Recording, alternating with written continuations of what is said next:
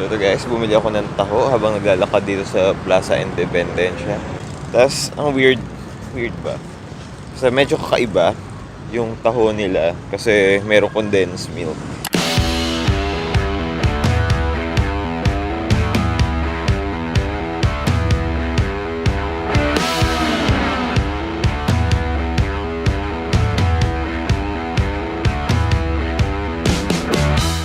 Good morning guys!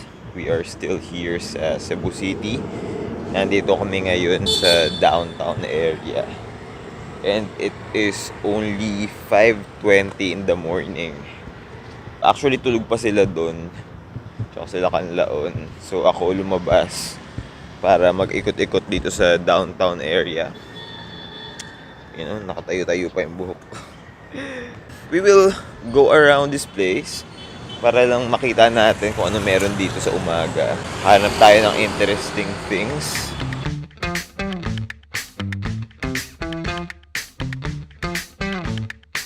Kahapon, pagdating namin from Bohol, hindi na kami masyadong nakaikot. Tapos, hindi na rin kami nag-dinner kasi super late na yung lunch namin. Actually, alanganin na yung oras. Actually, alas 4 na yun, diba? Ngayon na lang tayo mag-ikot-ikot. So, simulan natin dito sa Plaza Independencia. Kuya, magkano taho?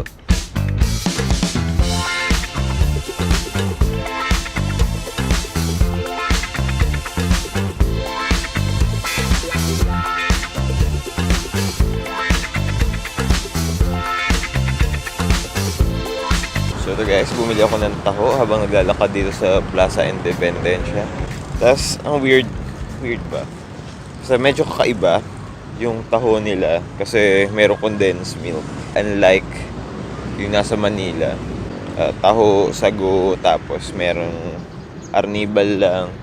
Dito nilalagyan nila ng condensed milk. So, medyo kakaiba siya. So, tikman natin.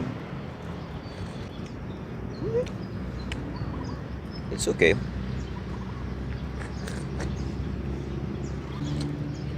So ito, behind me, makikita niyo yung Fort San Pedro. So ito yung center of command dito sa Cebu City noong panahon ng Espanyol. So ito yung parang Intramuros or Fort Santiago version ng Cebu. Kung tutuusin, mas matanda ang Cebu City kaysa sa Manila. Nung dumating sila Legazpi, mas una nilang in-establish ang Cebu City before they move sa Manila. Kaya eto, marami ring Spanish remnants dito sa City of Cebu. So hindi pa tayo makakapasok sa loob kasi it's only 5:30 in the morning. So 9 o'clock pa pwedeng magpasok. So let's just appreciate it from the outside. Meron ako nakikita ditong monument. So silipin lang natin kung ano siya. Miguel Lopez de Legazpi Monument. Erected to honor the first Gobernador General of the Philippines. As you can see here, he is also the founder of Cebu City. Not that there is no settlement dito sa Cebu City or even in Manila. It's just that etong si Miguel Lopez de Legazpi, siya yung nag-establish nung syudad. Yun, kasi dati meron na dito mga community, mga pre-Spanish community dito sa Cebu. Same with Manila. And then nung dumating nga ito si Miguel Lopez de Legazpi, they turned it into a Spanish city. May nakikita pa tayong isa pang monument dito, so let us check it out. So it's a monument dedicated for President Ramon Magsaysay. So kung babalikan din natin yung history, ito si President Ramon Magsaysay, dito siya sa Cebu namatay. Dito nag-crash yung eroplano na sinasakyan niya. Kaya hindi niya natapos yung term niya as President of the Philippines. So dito naman guys sa gilid nakita ko rin na isa pang monument dito. Dedicated naman kay Antonio Pigafetta. So si Antonio Pigafetta, ayan siya.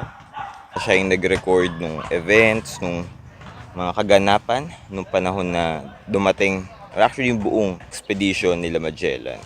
Sa gilid lang din ang Plaza Independencia, makikita niya yung old customs building. Ito siya.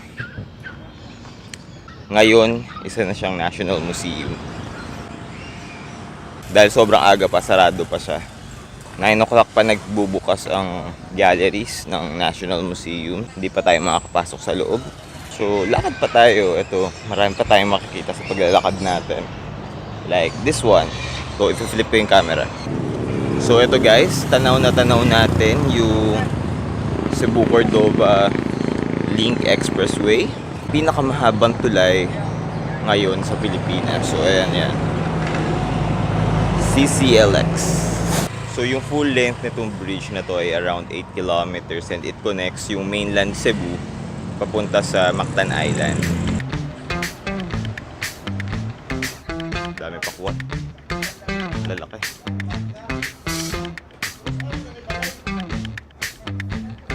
Watermelons. So, ito guys, we have here a chapel dedicated para sa Santo Niño. So for all we know, itong Santo Niño ay isang mahalagang relic na pinapangalagaan yan dito sa Cebu. So again guys, itong Magellan's Cross is a symbol of Catholicism of the Philippines. Nakalagay pala dito guys na yung original cross ay naka-encase sa loob nitong cross na nakikita natin. This becomes the symbol of Catholicism dito sa Cebu.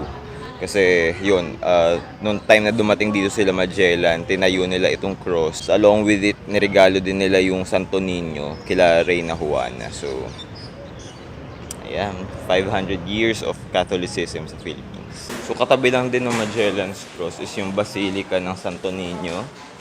So, dito nyo naman makikita yung relic, yung original Santo Niño na binigay din nila Magellan kila Reyna Juana.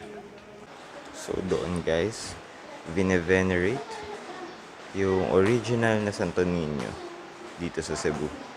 So yung interesting story kasi behind this Santo Niño, kasi di ba niregalo nila Magellan yung Santo Niño kila Reyna Juana noong 1521. Tapos after ilang years, bumalik sila Miguel Lopez de Legazpi dito sa Cebu. And nakita nila yung Santo Niño nandun pa rin, pinapangalagaan, vine-venerate pa rin ng mga locals.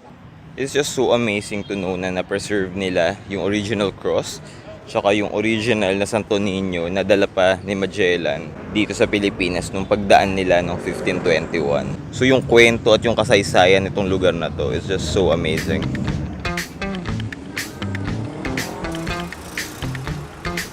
So it is actually not my first time here in Cebu. I think 2010 or 2011, 18 years old pa lang ako noon. Dito ako unang bumiyahe, first flight experience ko. Kasama yung mga vloggers, travel vloggers, hello sa inyo. Kay Ninang Doy, na nag-tour sa akin dati dito sa Cebu City. So, yeah, nakaikot na ako dati dito. So, imagine, 18 years old pa lang ako, naglalakwatsa na ako. Pero, hindi masyadong documented yun. Kasi hindi pa ako nagva-vlog. Vlog lang. So, meron lang akong few photos of that trip. So, another interesting site dito guys sa downtown Cebu ay itong Colon Street. Kasi ito yung sinasabing pinakamatandang kalsada raw. Hindi lang dito sa Cebu, kundi sa buong Pilipinas. Kasi syempre, naunang i-establish itong Cebu City than Manila. So, definitely, mas matatanda yung mga establishment na tinatag ng mga Kastila dito. Like this one, the Old Colon Street. So, ito yung old main road dito sa Cebu City.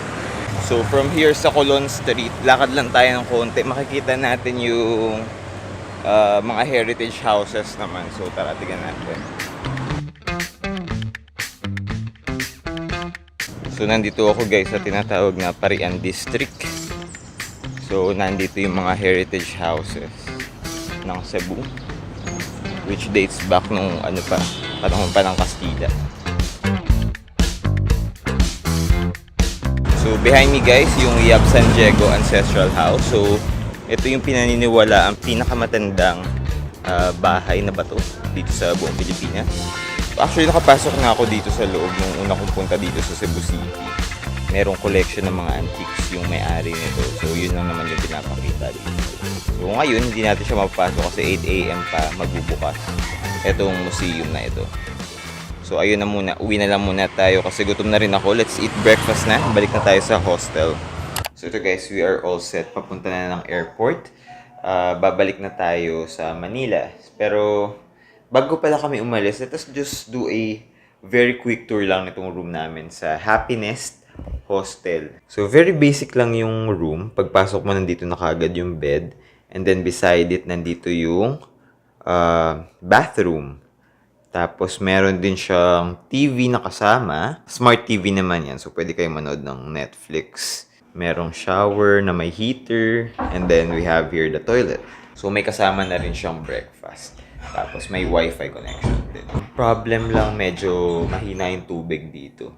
Parang, pag naubusan ng tubig yung tangke, wala nang tumutulo dito. So, isasabihin nyo pa yun sa front desk. So, ayun guys. Alis na kami. Biyahe na kami papuntang airport. So, bye-bye guys!